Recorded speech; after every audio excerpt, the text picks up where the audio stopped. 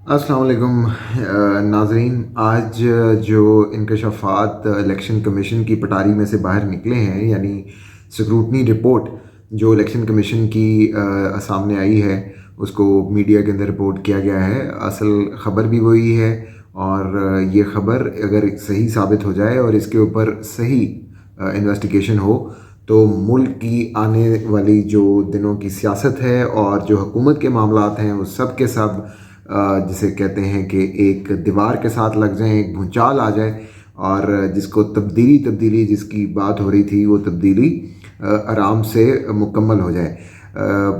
مثال کے طور پہ اگر ہم اس پوری رپورٹ کو دیکھیں تو یہ اصل میں رپورٹ اس لیے اب بہت زیادہ اہمیت کی حامل ہو گئی ہے کہ ایک وہ شخص جس کو اس ریاست نے خود اہتمام کے ساتھ صادق اور امین ڈکلیئر کیا تھا، یہ جانتے بوجھتے ہوئے کہ وہ ایک سیاسی شخصیت ہے، اس کے بارے میں کروڑوں لوگ اس کے ساتھ ہو سکتے ہیں تو کروڑوں لوگ اس کے مخالف بھی ہو سکتے ہیں، اس کے خلاف بھی بیانیے بن سکتے ہیں، اس کے حق میں بھی بیانیے بن سکتے ہیں. یہ بھی جانتے ہوئے کہ معاملات یہاں پر تو شاید جو ریاست ہے اس کے بھی صاف نہیں ہیں. یہاں پر سیاسی جماعتیں تو کجا، یہاں پر جو ریاستی ادارے ہیں معاملات تو ان کے بھی صاف نہیں ہیں. فیصلہ کرنے والے جو ہیں ان کے معاملات بھی یہ ان کے اوپر بھی اب سوال اٹھتا ہے کہ انہوں نے یہ فیصلے ایک واٹس ایپ میسیجز کے زوروں پر کیے ہیں. اس پوری صورتحال کے اندر بھی عدالت اس معاملے میں نہ چکی اور ریاست نے اس بات کا اہتمام کیا کہ اس شخص کو صادق و امین قرار دیا جائے اور ان کا جو گھر ہے 400 کنال کا جو بنی گالہ کا گھر ہے وہ بھی کلیئر قرار دے دیا جائے اور اس کے اوپر بھی کوئی معاملہ نہ اٹھایا جائے. یہ اسی شخص کے بارے میں اور اس کی جماعت کے بارے میں یہ رپورٹ ہے جو کہ اس وقت اس لیے بھی مزید اہمیت اس کی یہ بن گئی ہے کہ وہ اس وقت اس ریاست کا سیاہ و سفید کا مالک ہے. یہاں پر وہ ایک سربراہ ہے ریاست کا اور وہ ریاستی معاملات چلا رہا ہے یا نہیں چلا رہا ہے، اس بحث سے قطع نظر اس کے اوپر انگلیاں اٹھتی ہیں اور اٹھیں گی جس قسم کا بھی کوئی بھی یہ ریاست فیصلہ کرتی ہے اور اس کے اندر ہونے والا کوئی بھی ایکشن ہوتا ہے. تو رپورٹ یہ کہہ رہی ہے کہ تحریک انصاف اور عمران خان صاحب کی جو جماعت ہے اس کو تقریباً 1.62 ارب روپے کی فنڈنگ ہوئی تھی. یہ جو فنڈنگ تھی یہ ممنوعہ ذرائع، یہ فنڈنگ ٹوٹل ہوئی تھی، یہ دیکھنے کی کوشش کی جا رہی تھی کہ کیا یہ ممنوعہ ذرائع سے تو فنڈنگ نہیں ہوئی. اکبر ایس بابر جو کہ عمران خان کے سابق ترجمان بھی رہ چکے ہیں، درینا ساتھی ہیں، فاؤنڈنگ ممبرز ہیں پی ٹی آئی کے، انہوں نے یہ کیس دائر کیا تھا. اور اس کیس کے اندر اب جو پیش رفت سامنے آئی ہے وہ یہی ہے کہ 1.62 ارب روپیہ پی ٹی آئی کے اکاؤنٹوں میں گیا، لیکن پی ٹی آئی نے جو رسیدیں جمع کروائی ہیں نمبر 1 وہ غلط ہیں، وہ مطابقت نہیں رکھتی ان تمام تر ڈیٹیلز کی جو کہ اکاؤنٹس کے اندر موجود ہیں، جو پیسے موجود ہیں وہ ان کے درمیان میں کوئی مطابقت نہیں رکھتی. نمبر 1. نمبر 2، یہ بھی اس رپورٹ کے اندر کہا گیا ہے کہ تقریباً 32 کروڑ روپے کا جو معاملہ ہے، 32 کروڑ روپے کی جو رقم ہے اس کا وہ کہاں سے آئی ہے، اس کا سورس کیا ہے، وہ کیسے خرچ ہوئی، اس کا کوئی اتا پتہ نہیں ہے. جو پی ٹی آئی نے اپنی اکاؤنٹس کی آڈٹ رپورٹس جمع کروائی ہیں وہ بھی ٹیکنیکلی غلط رپورٹس ہیں. اس کی تکنیکی جو معاملات ہیں اس کے اوپر بڑے سنگین سوالات اٹھائے گئے ہیں اور یہ بھی کہا گیا ہے کہ جس طریقے سے ان آڈٹ رپورٹس کے اوپر کسی قسم کا کوئی تاریخ درج نہیں ہے، ایسا آڈٹ کا جو پروسیجر ہے اس کے اندر ایسا ہوتا نہیں ہے. ان تمام یہ جو رپورٹس جن کی وہ بات کی جا رہی ہے وہ اس لیے وہ نمبر 1 ٹیکنیکلی بھی غلط ہیں اور اس کے اندر جو حساب کتاب ہے وہ اکاؤنٹس کے حساب کتاب سے مطابقت نہیں رکھتا. ایک بات تو الیکشن کمیشن کی سکروٹنی کمیٹی نے بڑی واضح کر دی، وہ یہ کہ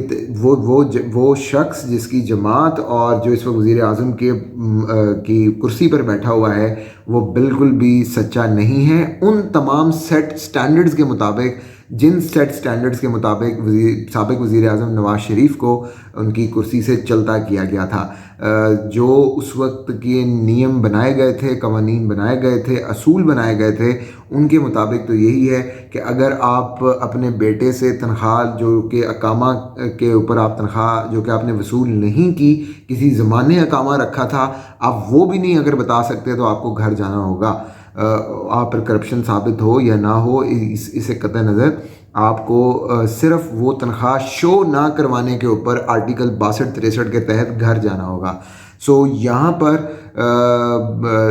یہ تو جو کہتے ہیں نا کہ صرف دال نہیں کالی، مطلب یہاں پہ تو سب کچھ ہی کالا ہے، دال تو چھوڑ دیں. تو یہاں پہ تو اب بڑا واضح ہو گیا کہ جو پی ٹی آئی کے پاس جو روپے آئے جس سے فنڈنگ ہوئی اور اس فنڈنگ سے یہ الیکشن لڑے گئے، اور وہ ایک سیاسی بونے کو جو اتنا بڑا دیو ہیکل ایک شخصیت دکھائی گئی، اس کے پیچھے جو فنڈز لگے، ابھی تو یہ وہ فنڈز ہیں جو پی ٹی آئی کے اکاؤنٹوں میں ہیں، جس کے اوپر بات ہو رہی ہے. ان تمام تر فنڈز کی تو بات ہی نہیں ہو رہی جو غیر تسلیم شدہ اور انڈیٹیکٹیبل قسم کے ذرائع سے لگے، اور ریاستی فنڈز بھی اس میں شامل تھے، اور ایسے فنڈز لگے جن کو ہمارا سسٹم ڈیٹیکٹ نہیں کر سکتا. اور وہاں ان سسٹمز کے ان فنڈز کا تو آڈٹ یہ ہے نہیں. یہ صرف وہ آڈٹ ہے جو اکاؤنٹس کے اندر پی ٹی آئی کے اندر آئے اور انہوں نے خود شو کیا کہ جی ہاں جی یہ ہمارے پاس پیسے آئے ہیں. یہ صرف ان کی بات ہے، اور یہ ظاہر ہو گئی کہ یہ ان ذرائع سے حاصل کیے گئے ہیں جو قانونی نہیں ہیں. اور چونکہ یہ ایک آئین اور قانون دونوں کی خلاف ورزی ہے، کیونکہ عمران خان اس کیس میں حلف نامہ دائر کر چکے ہوئے ہیں کہ وہ جو کہہ رہے ہیں سچ کہہ رہے ہیں اور بالکل ٹھیک کہہ رہے ہیں، اور یہ سب کچھ بالکل ٹھیک ہے. اس پوری گیم کے بعد اب شاید پی ٹی آئی کے لیے بہت مشکل ہو جائے کہ وہ حکمرانی کا جو اس کا ڈولتا ہوا